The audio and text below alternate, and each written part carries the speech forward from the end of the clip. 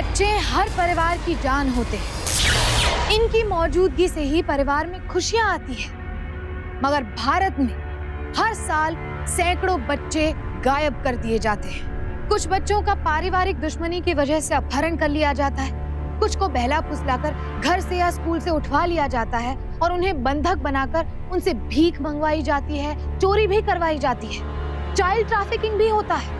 और इनमें से कुछ ही खुशकिस्मत होते हैं जो अपने घर वापस लौट पाते हैं। मगर यहाँ जो हमने देखा वो बेहद चौंकाने वाला था। यहाँ अपने ही घर के बच्चे को किसी और के हाथ में सौंपा जा रहा था। क्यों? क्या वजह थी? कैसे कोई इंसान अपने ही खून को इस तरह अपनी मर्जी से किसी और के हाथ में सौंप सकता है, वो भी रात के अंधेरे में? क्या ये कोई सोची समझी साजिश थी या इसके पीछे कोई और ही वजह थी? इस कहानी के पत्ते जब खुलेंगे तो आप दांतों तले उंगलियां दबाने पर मजबूर हो जाएंगे। अरे बहू, अरे कहाँ हो बहू? अरे जाके देखना, बाबूजी चिल्ला रहे हैं। जल्दी आओ सुधा। अरे मुझे नहाना है। अरे बहू। अरे सुना नहीं? ओ कोई सुन रहा है? मनीषा, देखना बाबूजी चिल्ला रहे हैं कब से। जा, आप जाकर देखिए ना। वैसे भी सुबह सुबह बाबूजी को संभालना सुधा जीजी की जिम्मेदारी है। जरा जुबान मत चला, नींद खराब हो रही है हमारी। जा।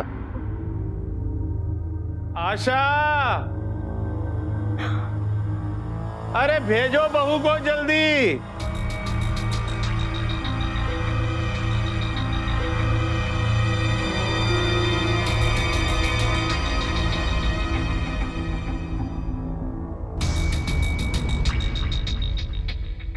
सुधा जीजी,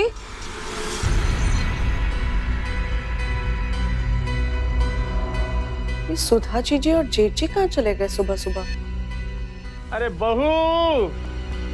जी बाबूजी, अभी आई।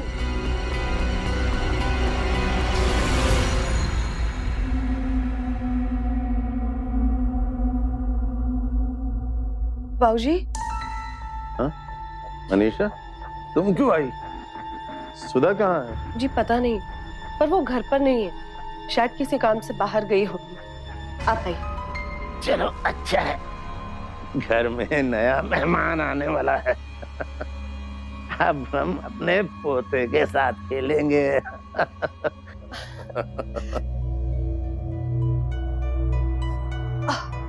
पर बाबूजी, आपको कैसे पता कि पोता ही होगा? हम सब जानते हैं मनीषा। चलो अच्छा है, जगत को तो हो ही रहा है, पर ना जाने मेरा बड़ा बेटा विवेक कब अपने बेटे का मुंह देखेगा। बाबूजी, अगर बेटी भी हुई तो क्या हुआ? हाँ, जैसा बोल दिया, दोबारा ऐसा मत बोलना। हमें सिर्फ बेटा चाहिए, बस पोता। बाबूजी, मेरा हाथ दुख रहा है। इसलिए दुखा रहे हैं ताकि इसका दर्द तुम्हें याद रहे और फिर कभी ऐसा मत बोलो, समझी? काश कि कोई मर्द होता जो सुधा की कोख में बेटा दे जाता। कैसी बातें कर रहे हैं आप? काश तुम्हारा पति जगत ही उसके पेट में बेटा दे देता। शर्म आनी चाहिए आपको। शर्म कैसी? इस घर में सब कुछ साझा है। दीवारों के पीछे क्या क्या होता है किसे क्या पता। कम से कम मेरा बड़ा बेटा विवेक तो सीना चौड़ा करके जी सकेगा। और सुनो, सुधा को तो बेटा देना ही होगा, ऐसे या वैसे, समझी? अरे बहू, अरे जा कहाँ रही हो? अरे मुझे नहलाएगा कौन? अरे बहू, अरे सुनो तो, अरे मेरा नहाने को मन कर रहा है। अरे मनीषा, आके मुझे नहला दो। तेरे बाबूजी कब से बुला रहे हैं, जा जाके नहलाते उन्हें। मैं नहीं नहला सकती उन्हें। कोई नहीं सुनता। अरे आशा, भेजो बहू को।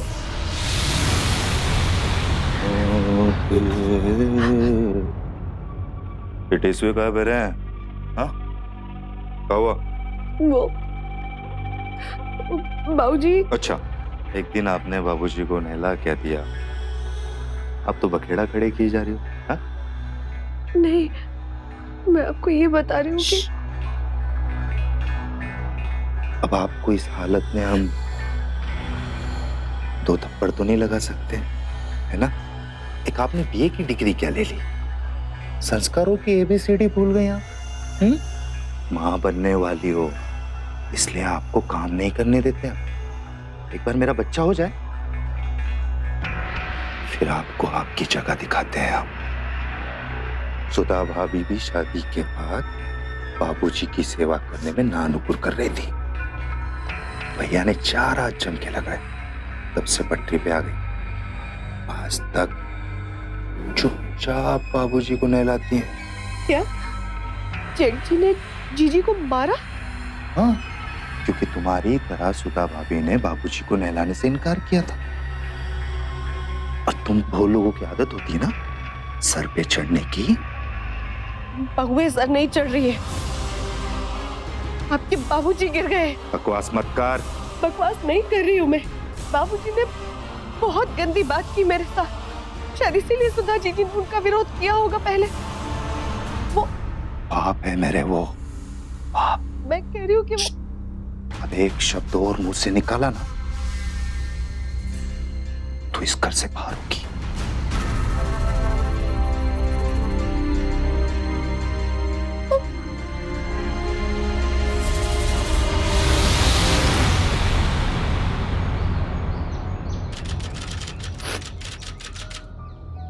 Switch off. फिर से ट्राई करती हूँ।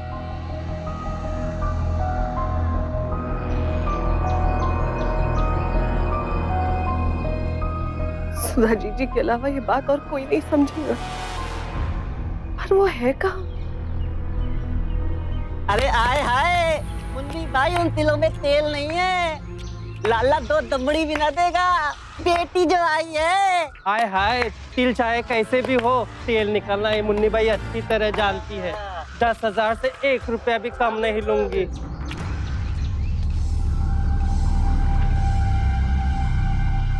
अरे देख मुन्नी कैसा दमक रहा है चेहरा। देखना बेटा आएगा, बेटा वंश को वारिस देगी तू। मुन्नी बाई का कहा कभी झूठ नहीं होता। अरे अभी रखी से पैसे लेंगे और बहुत सारे लेंगे, और वक्त आने पर खुश रहो, दूधो नहाओ पूतो फलो। चलो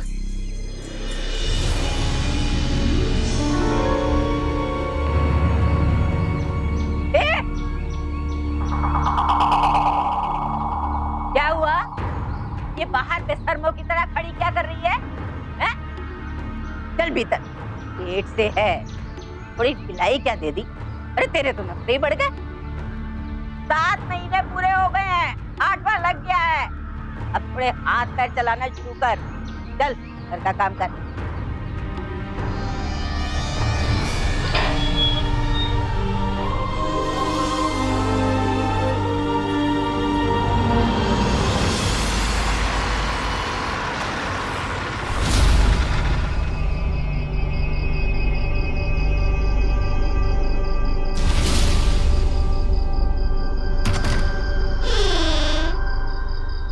जीजी,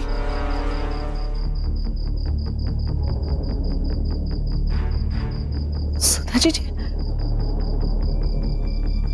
जीजी कहाँ गई थी आप? मैं सुबह से आपको फोन करने की कोशिश कर रही हूँ। मुझे आपसे बहुत जरूरी बात करनी थी। जीजी, क्या हुआ है जीजी आपको? जीजी, जीजी, जीजी, जीजी सब ठीक तो है?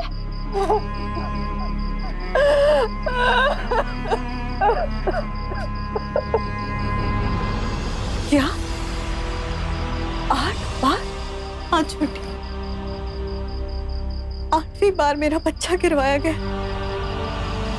क्योंकि इस बार भी मेरी बेटी बेटी थी। हर बार रोई, चिल्लाई, किसी पर कोई असर नहीं हुआ, पर आप तैयार हो गई। हर बार क्या करती मैं? पहली बार तो मुझे पता ही नहीं था कि इनके दिमाग में क्या चल रहा है। मुझे लगा रेगुलर चेकअप के लिए ले जा रहे हैं, पर जब पता चला कि बेटा नहीं है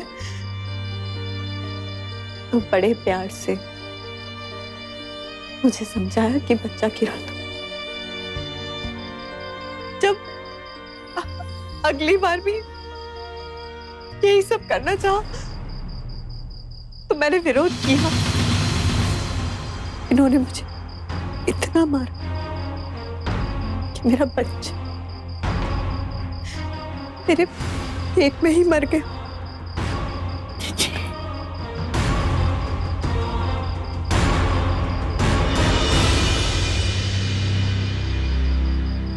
तुम किस्मत वाली हो छोटी, क्योंकि तुम्हारे पेट में बेटा है।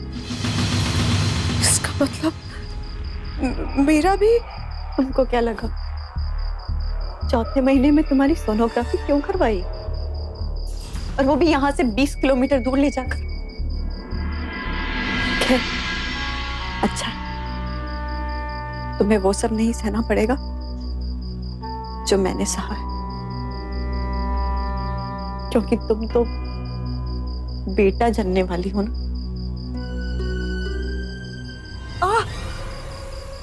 छोटी, छोटी क्या हुआ? छोटी, दीदी लग रहा टाइप हो गया। छोटी अभी तो 8वां महीने लगा है। छोटी, माजी जल्दी आइए। सुधा को 8 बार इस दर्द को सहने पर मजबूर किया गया। वजह, उसकी कोख में बेटा नहीं बेटी थी। सोनोग्राफी के जरिए लिंग परीक्षण भारत में अपराध की श्रेणी में आता है। सोनोग्राफी इजाद हुई ताकि गर्भ में पल रहे बच्चे के विकास पर नजर रखी जा सके, लेकिन इस तकनीक का गलत फायदा उठाया सुधा की सास जैसे लोगों ने। आज भी गैर कानूनी सोनोग्राफी करके हजारों लोग गर्भ में पल रहे बच्चे का लिंग परीक्षण करते हैं और हजारों बच्चियों की सांसें दुनिया में आने से पहले ही घोंट दी जाती है। और आंकड़े बताते हैं कि इस सब में पहल घर की कोई महिला ही करती है। समझ में नहीं आता कि खुद एक औरत होकर किसी बेटी की जान कैसे ली जा सकती है। सुधा का सच जानकर मनीषा के होश उड़ गए और वो ये जुल्म सहने को तैयार नहीं थी। डॉक्टर, कुछ भी करो, बच्चे को कुछ नहीं होना चाहिए। इमरजेंसी ऑपरेशन करना पड़ रहा है और हम दोनों को बचाने की कोशिश करेंगे, मगर इस वक्त कुछ नहीं कह सकते, ठीक है?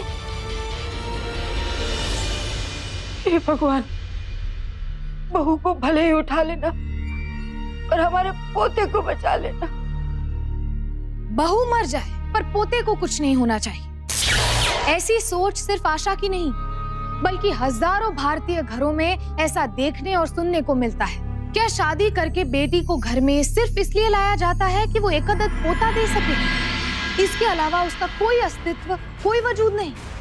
या तो वो मनीषा की तरह बेटा दे दे, या फिर सुधा की तरह नौकरानी बनकर डांट फटकार मार सहती रहे। एक तरफ हम औरतों को देवी मानते हैं, नारी के विभिन्न रूपों की पूजा करते हैं, नवरात्रों में उन्हें भोजन कराकर उनसे आशीर्वाद लेते हैं, और दूसरी ओर हमारी सोच उनके बारे में इतनी छोटी है।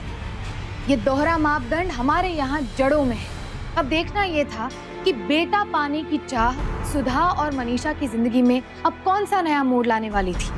पेशेंट बहुत कमजोर है, काफी खून बह गया है, कुछ हफ्ते देखभाल करनी पड़ेगी। हाँ, रख लेंगे। पर हमारा पोता प्री मैच्योर होने की वजह से बच्चा कमजोर है, इसलिए इंक्यूबेटर में रखा है। लेकिन आपको कैसे पता कि बच्चा लड़का है, लड़की नहीं? मन्नत मांगी थी मैयर की माताजी से। माताजी से जो मन्नत मांगो वो अवश्य पूरी होती है। पोते के साथ साथ कभी कभी बहू की खैरियत के लिए भी मन्नत मांग लिया कीजिए। अच्छा खैर, अभी कुछ दिनों के लिए माँ और बच्चे दोनों को हॉस्पिटल में ही रखना होगा। अब बाद में आके नहीं ले जा सकती हैं।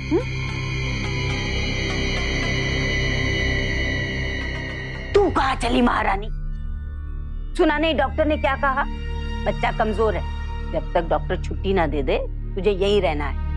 ध्यान रखियो, हमारे पोते को कुछ हो गया ना तो समझ लीजो, ना तो हम तुझे जिंदों में छोड़ेंगे और ना मुर्दों में।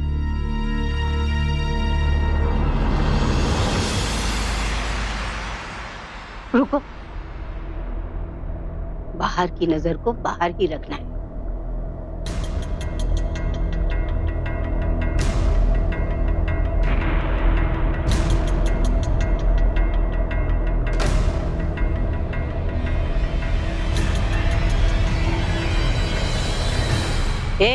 तू इस शुभ घड़ी में अपनी मनहूस सूरत लेकर क्या कर रही है?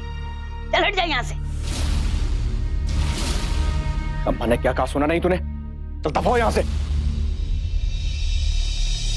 हम अपने मुन्ने राजा को किसी की नजर नहीं लगने देंगे। आओ आओ आओ, अंदर आओ।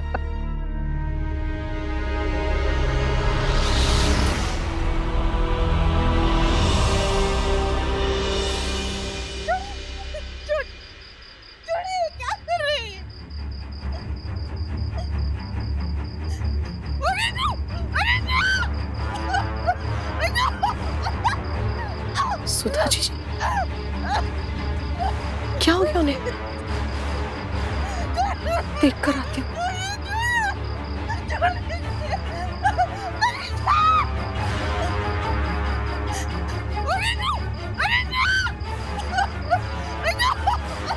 सुधा जी, सुधा जी, आप चीख क्यों रही है? क्या हुआ?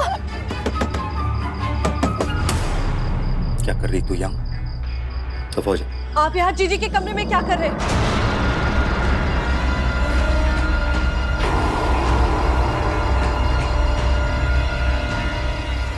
अपने काम से काम रख, जाके बच्चा संभाल। चल। ऐसा नहीं हो सकता, दरवाजा खोलिए। ऐसा नहीं हो सकता। जगत, दरवाजा खोलो। सुधा जी, जगत, दरवाजा खोलो।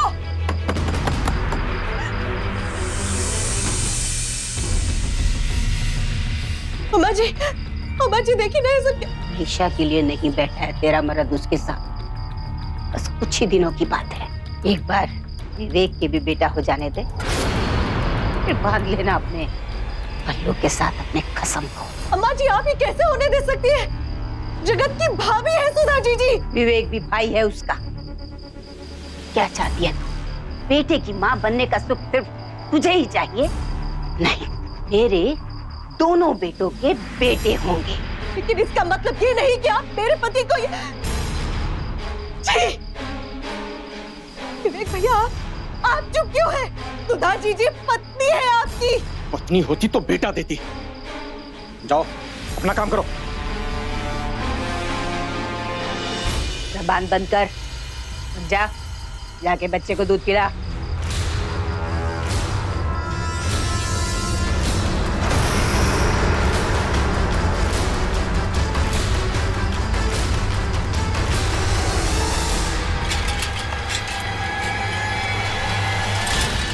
अरे मनीषा, ये क्या कर रही हो? पागल हो गई हो क्या? और जगत, विवेक, अरे बचाओ इससे। अब बहू पागल हो गई है। ये तो तेरे बाबूजी की आवाज है, घर के पिछवाड़े से। चलो बाबूजी। अरे बाबूजी, मुझे ये देखो, मार डालेगी मुझे। बाबूजी मार डालेगी ये। क्या कर रही है? छोड़ इन्हें। छोड़ दूंगी सच पे, भगवान की कसम, अगर एक भी कदम आगे बढ़ा है तो। जल्दी से सुधा जी को बाहर निकालिए। मनीषा, ये क्या बदतमीजी है? अरे बदतमीजी तो वो है जो आप लोग कर रहे हैं। आपका बेटा इस दुनिया में आए ना है, आपका बाप जरूर इस दुनिया से चला जाएगा अगर आपने जीजू को बाहर नहीं निकाला तो। आप भी फौरन। अरे कोई सुधा को जल्दी लेके आओ, मुझे बचाओ। देख क्या रहा है? टंडी बनी बैठी है ये। जाके सुधा को लेके आ। आप लेके आओ। अरे जल्दी लेकर आओ सुधा को। ये रही तुम्हारी जीजी। जीजी, जीजी,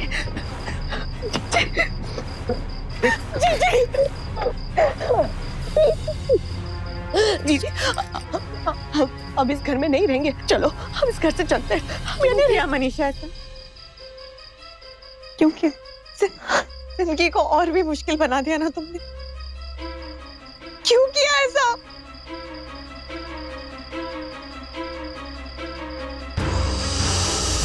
सुधा, भागना है ना? हाँ, दौड़े थोड़ा। चल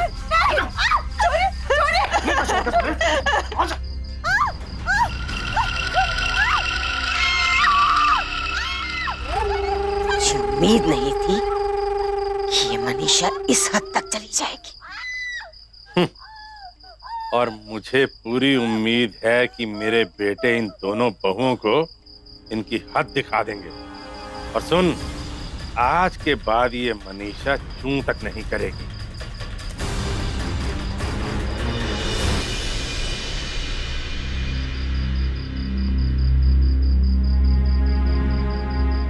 हेलो पुलिस स्टेशन। पागल हो गई हो छुट्टी, इतने से मन नहीं भरा तुम्हारा? मन तो भर गया है जीजी इनकी हैवानियत से। अब इन्हें सजा दिलवाने का वक्त आ गया है। नहीं, वो लोग हमें मार डालेंगे। रोज रोज ऐसे जीने से तो मर जाना अच्छा है जीजी। आपको क्या लगता है ये लोग इतने जुल्म क्यों करते आ रहे? क्योंकि इनमें बहुत ज्यादा ताकत है? नहीं, इसलिए क्योंकि आप इसे डरते डरते सहती आ रही हैं। लेकिन मैं नहीं सहूंगी जीजी।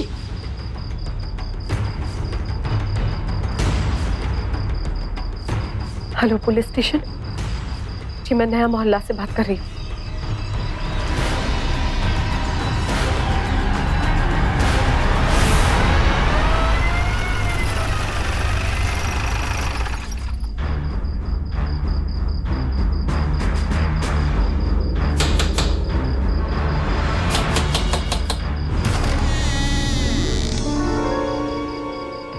आप?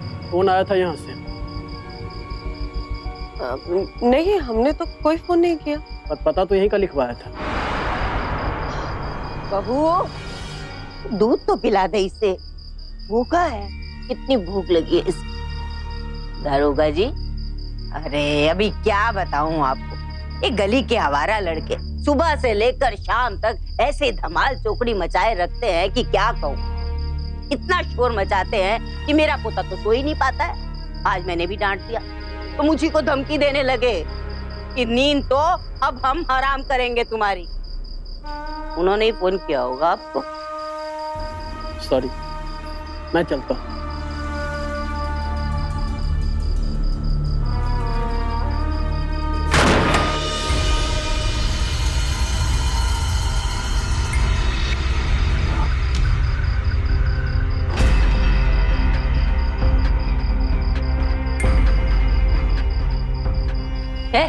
उतारो इसे।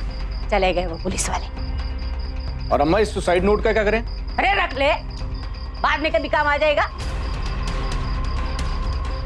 आओ।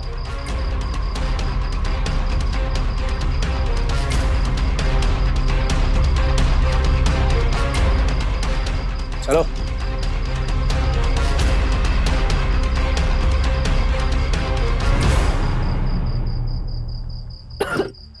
मुझे माफ कर दीजिए। बताना हमारे कितना मना किए थे, फिर भी। पहले तो तुम्हारे लड़का होने वाला है, इस वजह से सबने हमें परेशान कर रखा।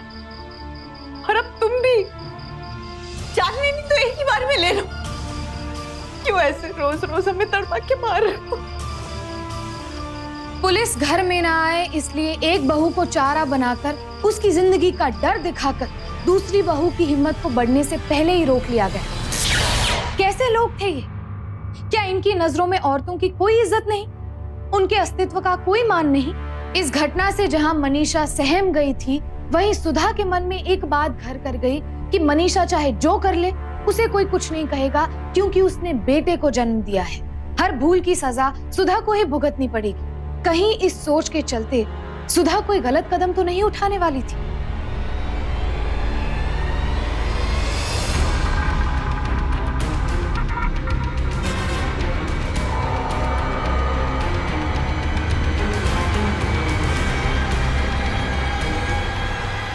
सुधा,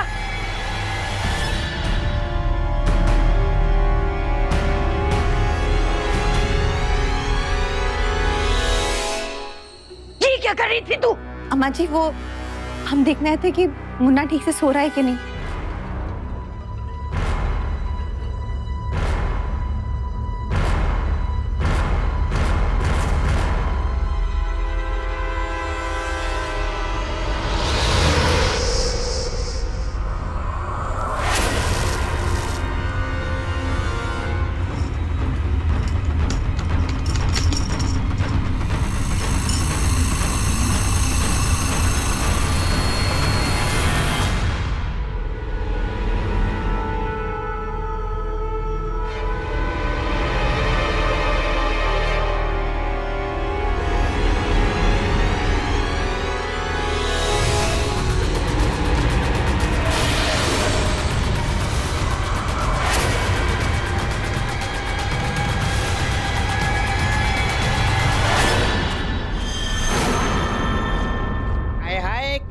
मुन्ने की अम्मा। वो लोग आ गए। मुन्ना को लेकर उनकी आशीष लिया। दूध बाद में पिला लेना। जितनी जल्दी ये लोग डर के उतना ही अच्छा। हाँ? अच्छा।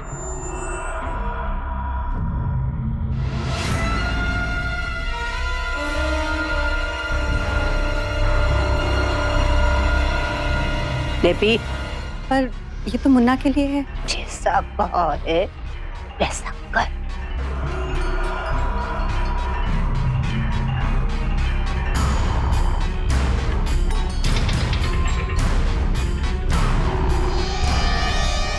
पी।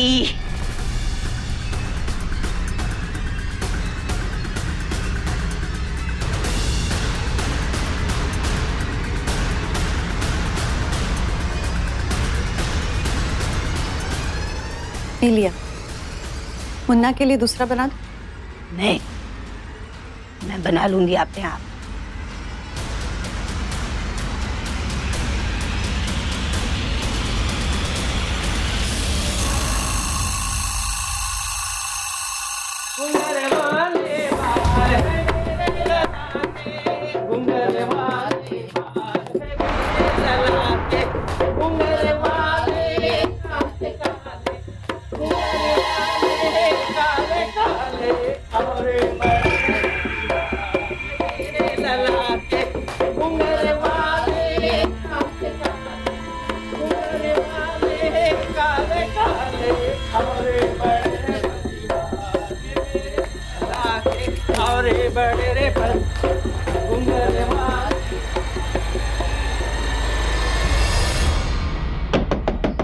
मनीषा, अरे दरवाजा खोलो।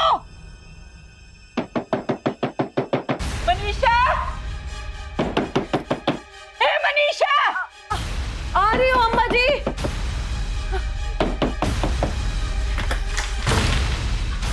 मुन्ना उठ गया। अरे उस पर किसी की बुरी नजर है। मुन्ना, मुन्ना कहाँ है? दवाई का क्या मतलब? यही तो था। मुन्ना, मेरा मुन्ना मेरा किधर गया? अरे कोई ले गया रे। अरे ये देखो खिड़की खुली है। अरे कोई खिड़की से ही ले गया उसे। मुझे मेरा मुन्ना चाहिए। मुझे मेरा मुन्ना वापस चाहिए। कुछ करिए, पुलिस को बुलाइए, कुछ करिए। मुझे मेरा मुन्ना वापस चाहिए। मुन्ना, मुन्ना। अरे मैं कह रही हूँ ना, ये सब ये सुधा ने किया है। किसी ने मेरे पोते को चुराया, मार डाला उसे। आप ऐसा क्यों कह रही है? क्योंकि मैं जानती हूँ। अरे ये खुद तो बेटा जन नहीं सकी, इसीलिए मेरा पोता हमेशा इसकी आंखों में खटकता था। अरे इसने तो तकिए से उसके मुंह दबाकर मार डालना चाहा। वो तो ऐन वक्त पर मैं वहां पहुंच गई। पर रात को इसने दूध में जहर मिलाने की भी कोशिश की। ये आप क्या बोल रही हैं माँ जी? अब समझ में आया कि कल आपने हमें मुन्ना का दूध पीने को क्यों कहा। जरा सोचिए, अगर उसमें जहर होता तो क्या हम मर नहीं गए? चाल थी तेरी लड़की, चाल, ताकि तेरे ऊपर कोई शक ना कर सके। और वैसा ही हुआ भी। दारोगा जी, मैं कह रही हूँ ना, इसी कलबुही ने चुराया है मेरे पोते को। नहीं, ये झूठ है। जीजी तो मुझे अपनी छोटी बहन मानती है। जीजी ऐसा नहीं कर सकती। अम्मा जी, आपको जरूर कोई गलतफहमी हुई है।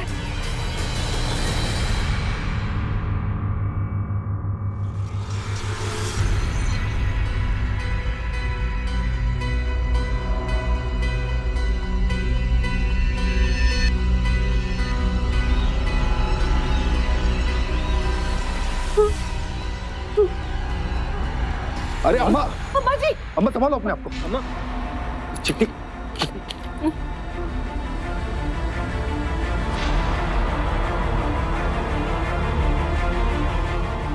ये तो फिरौती का लेटर है। 5 लाख मांगे हैं बच्चे के लिए। अपहरण हुआ है उसका। काम करो, सुनो, किडनैपर जगह बताने के लिए फोन जरूर करेंगे। सभी लोगों का फोन टैपिंग पे डालो और घर के अंदर बाहर अंडर कवर आदमी लगा। ओके सर, ठीक है, जल्दी।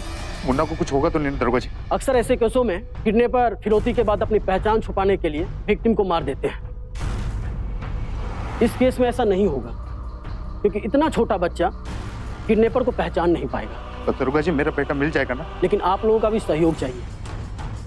अगर दोबारा आप लोगों के पास कोई फोन या लेटर आता है तो आप हमें जरूर कांटेक्ट कीजिए। जी चलता हूँ।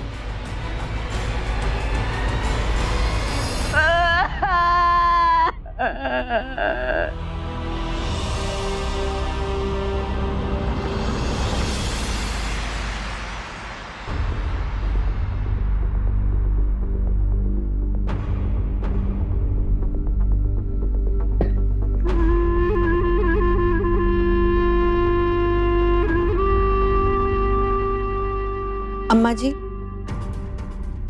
हम बाजार जा रहे हैं राशन का सामान लाने।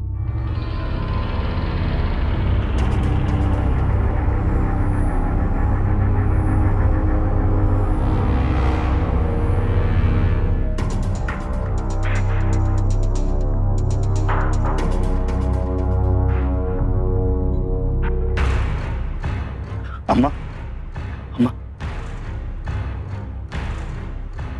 अम्मा, कोई बात सुनता ही नहीं।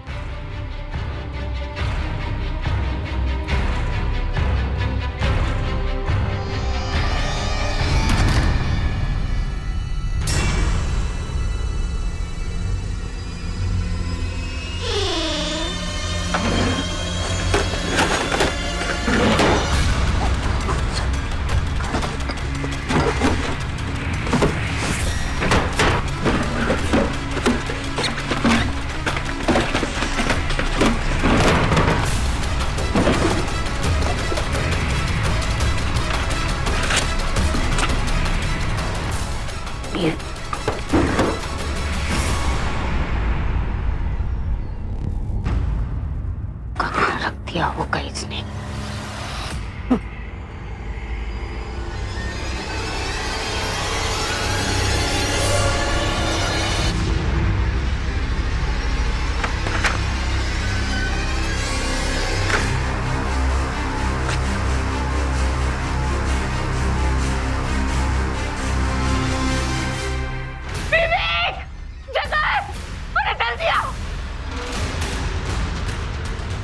क्या हुआ माँ? ये देखो सुधा की डायरी। अरे पन्ना देखो, ऐसे पन्ने में फिरौती की चिट्ठी आई थी ना।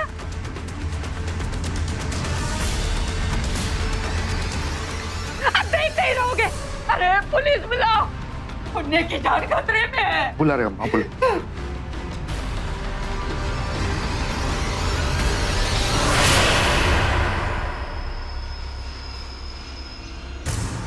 सही कह रही हैं आप। पन्ना भी इसी डायरी का है और राइटिंग भी हुई है। इस वक्त आपकी बड़ी बहू कहाँ है? अम्मा जी, हम सामान ले आए। बोल, क्या क्या तूने मेरे पोते के साथ क्यों किया? बोल। छोड़िए इन्हें, कानून को अपने हाथ में मत लीजिए। मैं इसे जिंदा नहीं छोड़ूंगी। मेरे पोते को चुराया इसने। ये देख रहे हैं ना, आप सब देख रहे हैं ना इसकी डायरी को। अरे मेरे वंश को आगे बढ़ते देखना नहीं चाहती ये। हाँ, हम ही ने चुराया है। हम ही ने चुराया है और हमको ही पता है कि वो कहाँ है। और तब तक नहीं लौट आएंगे जब तक आप इन पुलिस वालों को ये नहीं बता देते क्या किया है आप सब लोगों ने हमारे साथ। बताइए इन्हें कि 8 बार हमारा अबॉर्शन करवाया आप सब लोगों ने, क्योंकि हमारे पेट में बेटी थी। बताइए कि कैसे बाबूजी बार बार हमें समझाते थे अपने देवर जगत से संबंध बनाने के लिए। बताइए आप सब लोगों के कहने पर जगत ने हमारे साथ जबरदस्ती की। बताइए ना कि कैसे आप सब जानवरों की तरह पीटते थे हमें। जब तक आप लोग अपना जुर्म कबूल नहीं करेंगे। हम नहीं बताएंगे कि मुन्ना कहाँ है। पागल हो गई है ये, पागल हो गई है, झूठ बोलती है। अपना जुर्म छुपाने के लिए तरह तरह के बहाने करती। जगत प्लीज पुलिस को सब कुछ सच सच बता दीजिए, नहीं तो जीजी हमारा मुन्ना नहीं लौटाएंगी। जगत सब कुछ कबूल कर लीजिए, सच बोल दीजिए प्लीज। मत मारी गई तेरी, पागल हो गई है। दरोगा साहब, अम्मा कसम, हमने ऐसा कुछ भी नहीं किया है। अरे भौजी पगला गई है।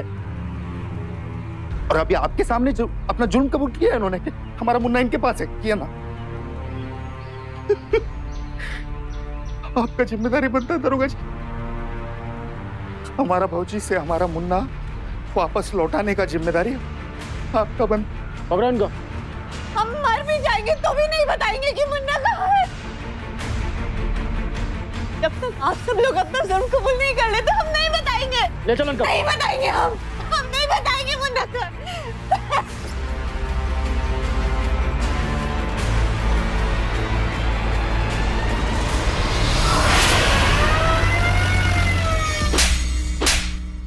बस सच सच बताओ, बच्चा कहाँ है? आपको लगता है कि मैं झूठ बोल रही हूँ? मुन्ना मेरे पास ही है, मैं आपको सब बताती हूँ। बस अम्मा बस, वो भी इंसान है। कब तक दबती तुम्हारी मनमानी के आगे? उसको आज नहीं तो कल कदम उठाना था। ये सब आपकी वजह से हुआ है, सब आपकी वजह से। हमारा नजर गंदा नहीं था भौजी पर, और आपकी जिद की वजह से हम नहीं कबूलेंगे कोई गुनाह, नहीं कबूलेंगे। तो फिर आप विवेक भैया से कहिए ना कि अपना गुनाह कबूल करें कि इन्होंने जीजी का 8 बार अबॉर्शन करवाया है, नहीं तो हमारा मुन्ना हमें नहीं मिलेगा। मैं क्यों कबूलूं? अरे मैंने तो अम्मा और बाबूजी के कहने पर इन्होंने जिद की कि बेटा चाहिए। मुझे बेटी होने से कोई फर्क नहीं पड़ता। अम्मा जी ने जिद की इसलिए मैंने सुधा का ऑपरेशन करवाया। इनकी ही जिद से मैंने जगत को सुधा के कमरे में भेजा। अम्मा गुनहगार है। अम्मा तुम ही क्यों नहीं कबूल कर रही हो?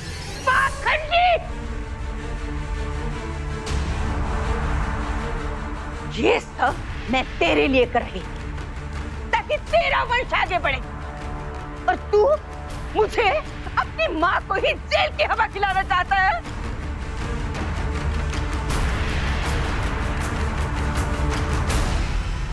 एक काम करते हैं, इल्जाम जो है ना इन पर लगा देते हैं। अम्मा, अगर जगत और मेरे में से कोई भी अगर जेल जाएगा तो सारा घर बिखर जाएगा। ना काम के ना काज के, बस पूरा दिन इनको खाने और नहलाने में निकल जाता है। छुटकारा ही मिलेगा इनसे। अब बेशर्मो, अपने बाप पे इल्जाम लगा रहे हो। सुधा के बच्चे गिरवाए तुमने, बहू की इज्जत लूटी तुमने, पर मैं कहां बीच में आ गया हैं?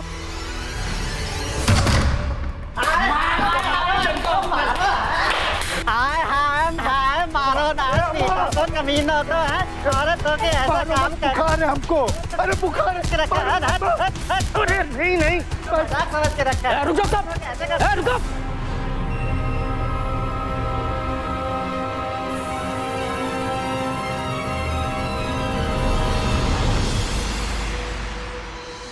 मुनीवाल,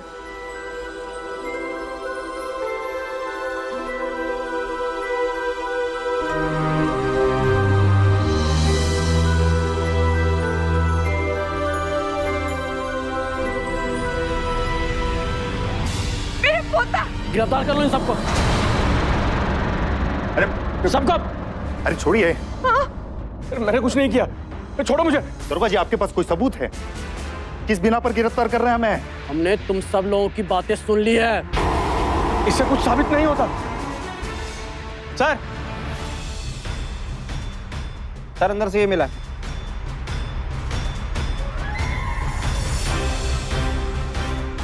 अभी इससे साबित हो जाएगा कि तुम लोगों ने सुधा से जबरदस्ती सुसाइड नोट लिखवाया।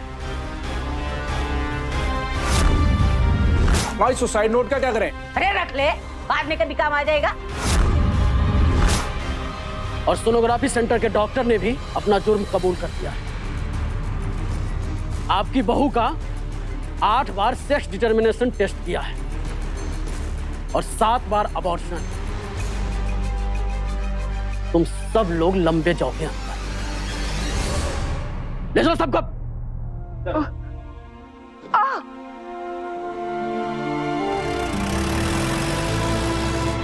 ये सब तुम्हारी ही वजह से हो पाया छोटी, वरना सारी जिंदगी हम इन हैवानों के चंगुल में ही फंसे रहते।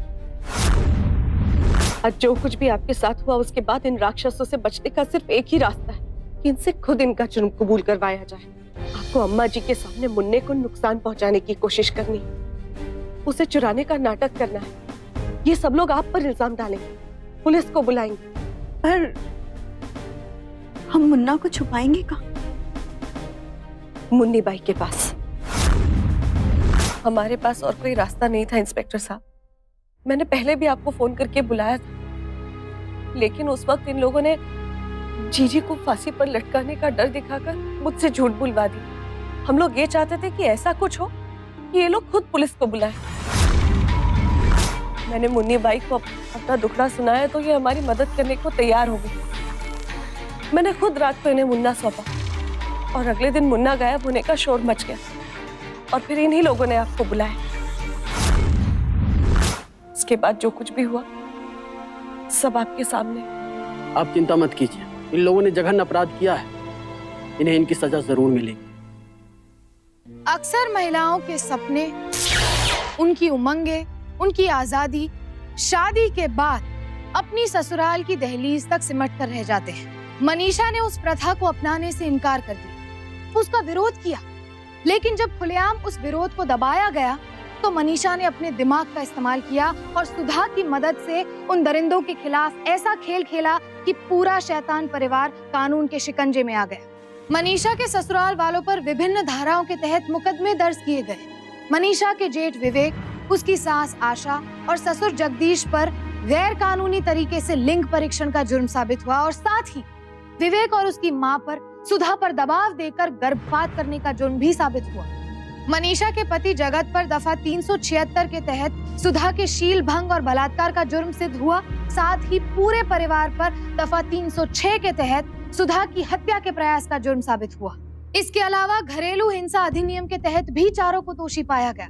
आज वो लोग जेल में अपने अपराधों की सजा काट रहे हैं। ऐसे लोग हो जाएं सावधान। याद रखें कि यदि औरत जननी है तो वक्त आने पर दुर्गा का रूप भी ले सकती है। जरा सोचें, अगर इसी तरह से बेटियों को गर्भ में खत्म किया जाता रहा तो इस संसार के भविष्य का क्या होगा?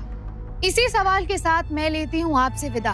फिर होगी आपसे मुलाकात हिम्मत और हौसले की एक और सत्य घटना के साथ। तब तक सावधान रहें, सतर्क रहें, सुरक्षित रहें। सावधान इंडिया, फाइट बैक नाउ। तो सावधान